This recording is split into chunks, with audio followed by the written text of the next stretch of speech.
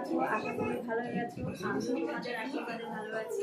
Ritwika and শায়রি ব্লগে তোমাদের স্বাগত। এখন বাজে রাত 10টা, এখন থেকে ব্লগটা স্টার্ট করলাম, তো চলে আসো দেখবে। ফ্রিজে ছিল ডাল, মাছের ঝোল এখন গরম হচ্ছে, ভাত বসিয়েছি। এই যে দেখুন কত বাসন আছে, এখন এই এঁটো বাসনগুলো মাজবো, তারপরে হবে রান্না।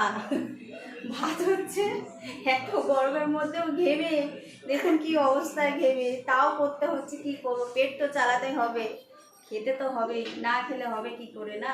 দেখুন বাসন কীভাবে মাজতে হয়, এরকম কসবাইটে নিয়ে এরকম ডলে ডলে ডলে এরকম করে মাজতে হবে। হ্যাঁ, এরকম জোরে জোরে দেখুন বাসন মাজার কায়দা, এরকম করে মাজলেই বাসনগুলো পরিষ্কার হবে। বরকে দিয়েও মাজাতে হয় মাঝে মধ্যে বাসন, না মাজলে হবে?